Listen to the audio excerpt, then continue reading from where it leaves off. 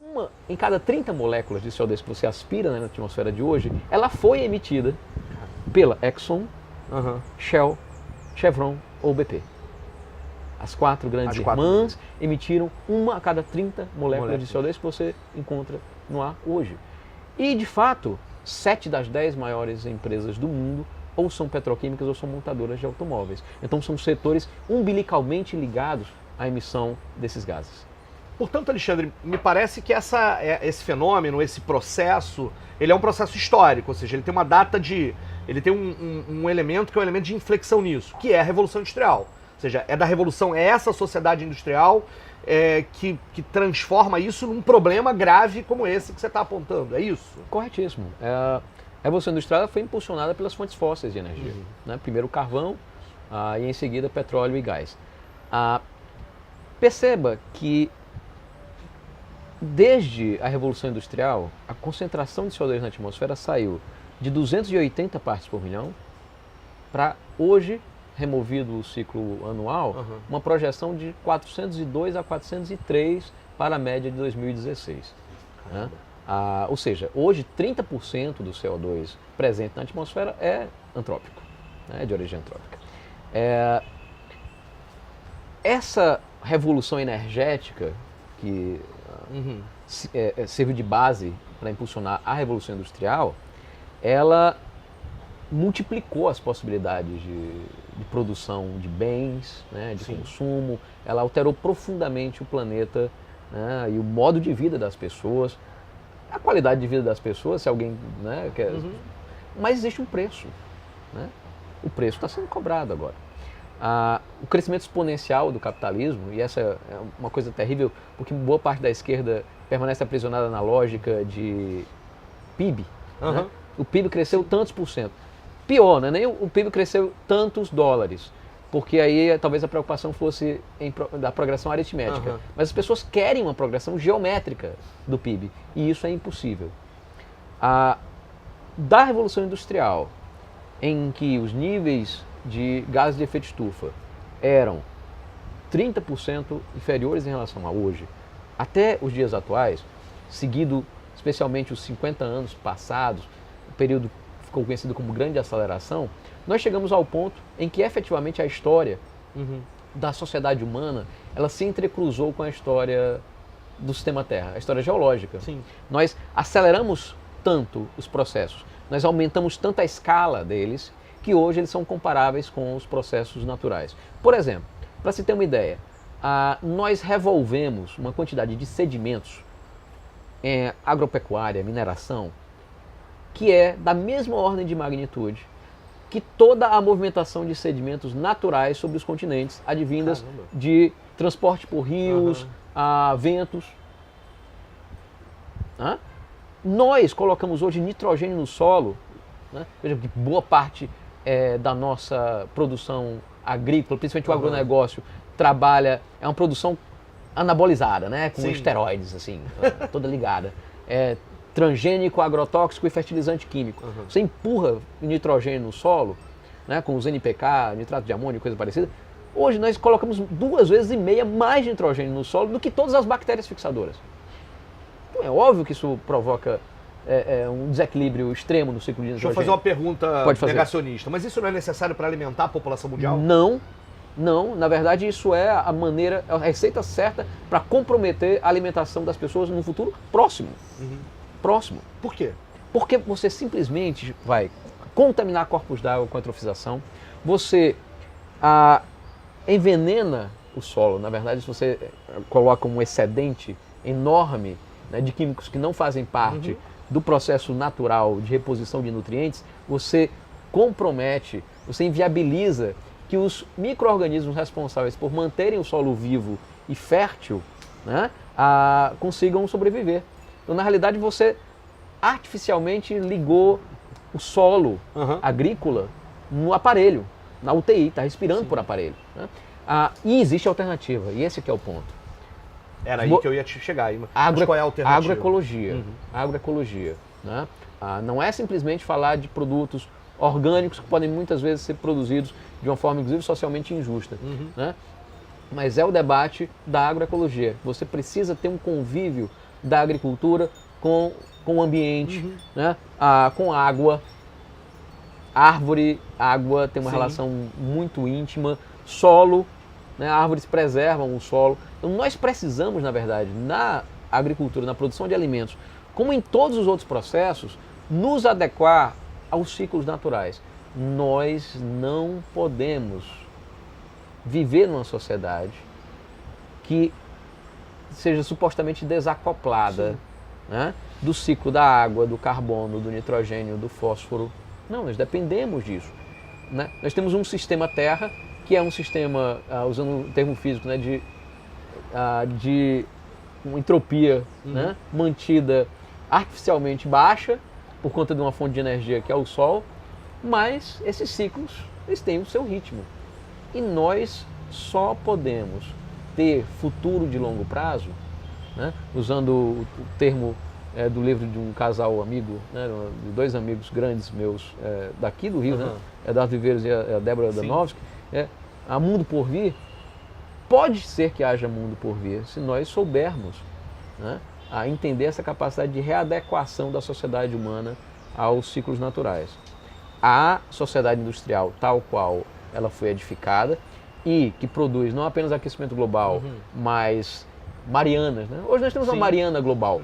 Ali é simbólico no sentido de que os rejeitos da produção, no caso da mineração, mas os rejeitos em geral da produção, resíduos sólidos, resíduos de mineração, lixo radioativo, contaminantes químicos, gases de efeito estufa, esses rejeitos eles estão ultrapassando aquilo que a ciência conhece hoje como limites planetários.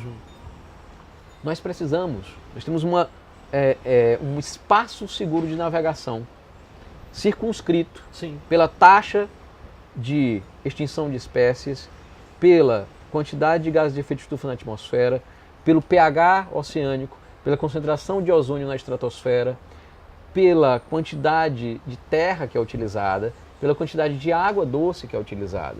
Né?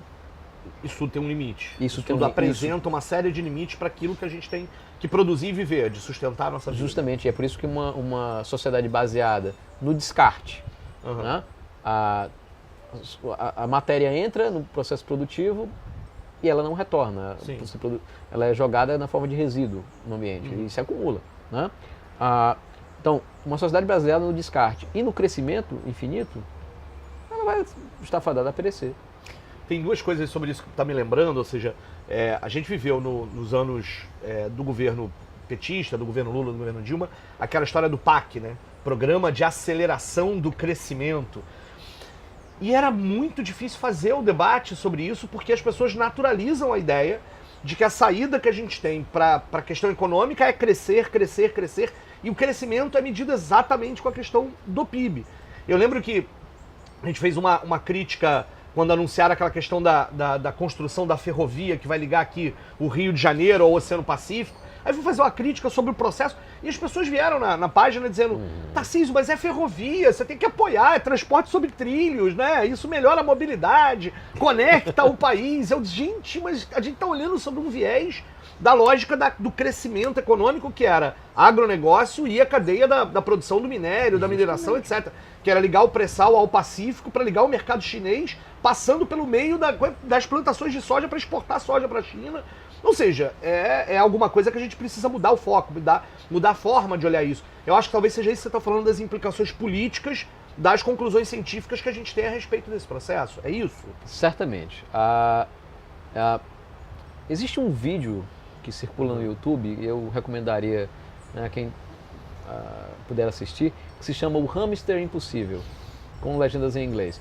Ele mostra de forma muito didática, em acho que 1 minuto e meio, a impossibilidade do crescimento infinito como paradigma da economia. Hoje, na realidade, nós já produzimos e, portanto, consumimos num ritmo em que é superior a 40% a biocapacidade terrestre. Nós precisaríamos de 1,4 terras para sustentar o que nós temos. E, no fundo, a ideologia do crescimento, ela mascara de forma perversa qual é a questão. E no Brasil a gente sabe muito bem disso. Os governos do petismo trabalharam numa lógica, né, de acordo entre os de cima e os de baixo, num momento de crescimento econômico. E o que é que aconteceu quando o cobertor ficou curto? Os de baixo pagam a conta, claro. os de cima continuam batendo recorde de lucro, os bancos, as mineradoras. Né? Veja, portanto, que o debate da solução da questão social via crescimento econômico, ele na verdade ele protege o grande capital. É o grande capital o único que conscientemente ou não aposta no crescimento infinito, na acumulação e concentração crescente de riquezas como o próprio modo de sobrevivência, como o próprio modo de existência. E que nos levou à encruzilhada do antropoceno. Tá? Então, na verdade, nós precisamos hoje de uma saída política que garanta justiça sem crescer. Na realidade, o nosso planeta seria capaz de sustentar, eu não sei o que é exatamente um indonésio médio, mas as contas dizem que nós poderíamos sustentar 11 bilhões de indonésios médios. De indonésios médios. Nós só podemos sustentar 2 bilhões de estadunidenses médios. Então, tem muito a ver com o padrão de vida. E veja, e quando a gente fala de uma sociedade como essa, a sociedade dos Estados Unidos versus a sociedade da Indonésia, ou, se nós quisermos exemplos mais extremos ainda, o habitante médio de Luxemburgo, que emite quase 300 vezes mais do que o habitante médio de Burkina Faso, a gente ainda está escondendo uma injustiça dentro da outra. Sim. Né? Não é apenas uma questão nacional, questão de classe. Claro.